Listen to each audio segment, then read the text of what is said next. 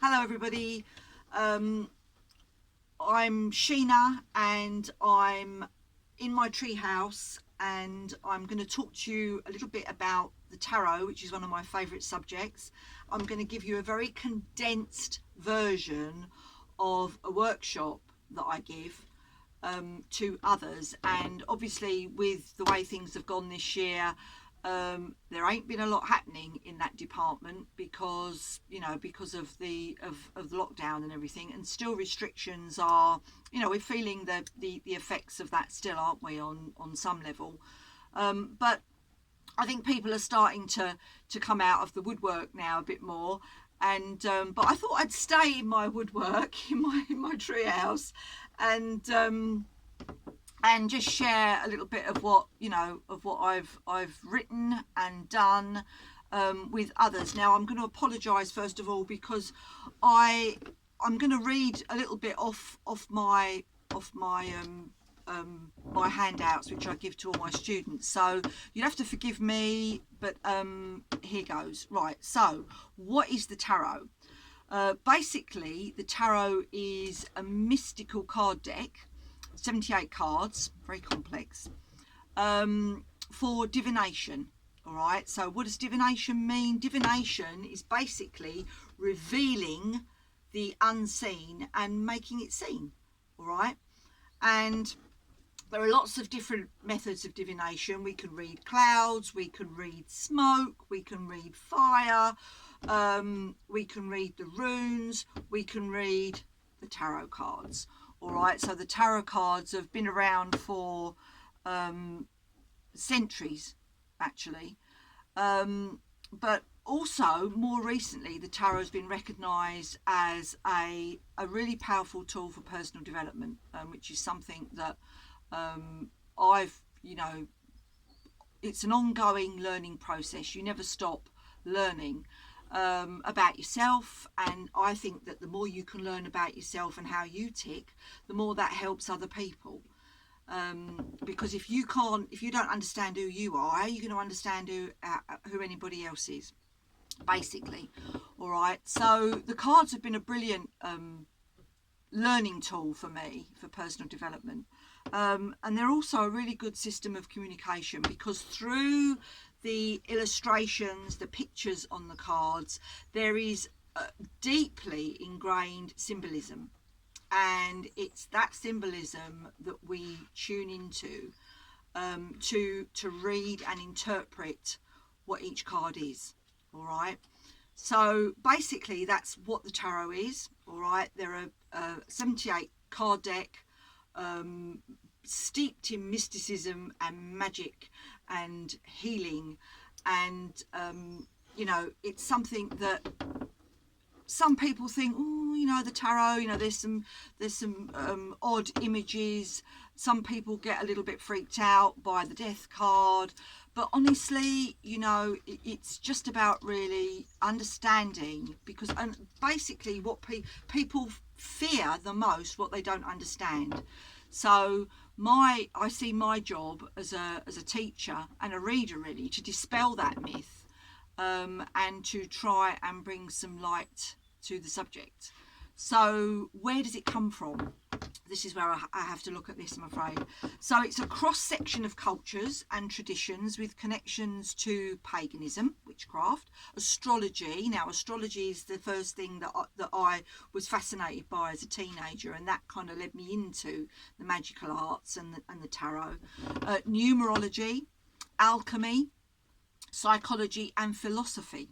All right, and many different theories about its geographical and philosophical roots all add to its mystery.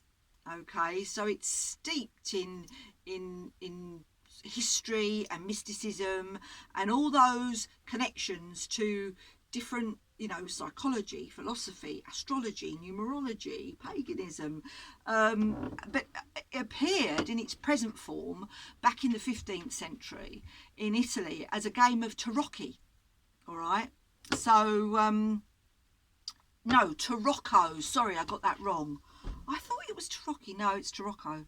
In the 18th century, it was connected with English pagan beliefs by two French Freemasons. So they kind of brought it, into the light that way. And these ideas continued through the 19th century, where there was an upsurge of interest in the magical arts and mysticism. Late 19th century, I'm sorry to bog you down with all the history, but it's all relevant, isn't it? It's for those of you that are interested. Late 19th century saw the Hermetic Order of the Golden Dawn associate the tarot with its teachings. So that's the Golden Dawn tarot. That's who Aleister Crowley was associated with. The Rider-Waite tarot was published in 1910 and was the first deck to have pictures of the minor cards. And many modern decks are based on this. And the Rider-Waite deck is kind of the standard deck. Most people go to that deck because it's straightforward, and it's the deck which most of the other tarot cards are based on, but there are an abundance of many different themed cards. Now, you can get cat tarot, you can probably get horse tarot, I'm not sure, maybe I should do one. You can get all kinds of themes, and I've got a big basket full of different cards, because over the years I have become a cardaholic, which is, you can't help not but become when you're so into a subject. Anyway, so that's the history. Next thing, why do we use the tarot? All right, why do we use the tarot? Basically for clarity and direction in life. People will come for a reading if they're stuck, if they're not clear on something that they want to understand going on in their lives. What's the next step to take, which direction do they need to go in. It gives us clarity, all right, on the present moment. All right, and it also gives us a little bit of insight into what's happened before, so that's hindsight. And if we can tune in, we can gain foresight, so it's about clarity where we are in our lives. So it's a great tool for self-analysis and understanding. It's also brilliant for a meditation aid. All right, I will pick a tarot card, normally a major arcana card, let's just say for instance the Magician, all right, and I'll stick that in front of me on my bedside table, or in my treehouse where I come and do my meditation, and I will use that as a focus point to guide me into that sort of concentrated meditative state where I can just be receptive, be open to the guidance from the spiritual realms. And I've been using it as a meditation aid for years, and it's wonderful, and you never stop learning. And in my course that I do, we go through each major arcana card, and we work with it with a pathworking. Now, pathworking is a guided meditation, all right. It's an ancient tradition, where otherwise known as guided meditations, but it was used for the sort of in the ancient healing temples in Greece. You'd see pathworking on the walls of caves. Neanderthals or the warriors would come in and draw their celebrations of a hunt, say for example, which they were wanting to project into the future. And basically, so pathworkings are in everything, in songs, in fairy tales, in poetry. Pathworking is, I've now gone into pathworking, but I mean pathworking is part of the magic of the tarot. And it's a really good tool that you can use to understand the cards. So I think that's worth saying. And also it's a pathway to healing and change.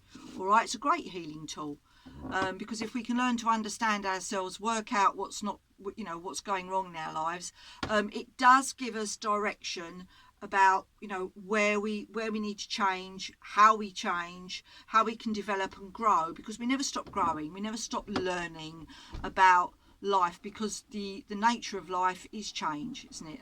It's what life's all about, really. So how does the tarot work? Well, basically it works like a mirror, and it works through synchronicity. So what's going on inside of us is reflected in the cards that we pick and the cards that we choose, whether that's consciously or unconsciously. And the randomness of picking the cards, sometimes when you're doing a reading, especially when somebody's picking the cards, the randomness is all part of our interconnectedness, if you like, with the universe and with ourselves.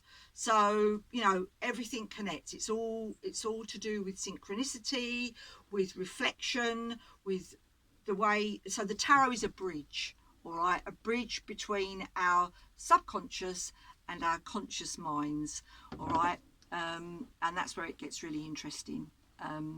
So which deck? Well, like I said, you're probably better off using a Rider-Waite base deck to start with, but I work with the with my students with the Shaman Caselli deck, and I've got a few of those here. They're lovely, and I prefer them to the Rider-Waite. They're a little bit more colourful, a little bit more vibrant, although if you've got the Radiant Rider-Waite, they're nice. I like those. The dogs are barking, sorry about that. But that's basically the Shaman Caselli deck, and they're based on the Rider-Waite. So it's a good, straightforward deck to learn from. So basically, that's it. I'm not going to go on anymore. I could go on to themes, but I think this is probably enough. I've been yapping on enough for this little intro into the tarot. But if you're thinking about learning the tarot, then and you feel drawn, it's not something that you deliberate over. I think you're either drawn to something like this or you're not. But also, if you're thinking that, oh, I don't know if I could do that because I'm not psychic, or, you know, I don't feel like I've got a natural ability, rubbish. All right, you can learn it. Okay, you can learn anything you want to if you've got that desire, if you feel drawn towards it. Okay, and very much with the tarot, I feel like it's a magnet. It pulls you. All right, but you don't have to be psychic. All right, with practice and with the right mindset, and you know, with the right knowledge that's shared with you, with the right teaching, then you can learn anything, you know, with the right effort you put in. And it's like anything else, you know, the more you practice it, the better you become at it, and the more it sharpens your intuition up, because it's a real tool. And at the end of the day, it is only a tool. All right, the real worker behind it is you. So the most magical tool you have is your mind. All right, but the tarot is a really good way of reflecting that, and to helping you to get to know yourself and getting to know others. So I've waffled on for long enough. The dogs are barking, somebody's outside the tree house, so I better go. So anyway, lovely speaking to you, everybody, and I'll see you next time. Bye.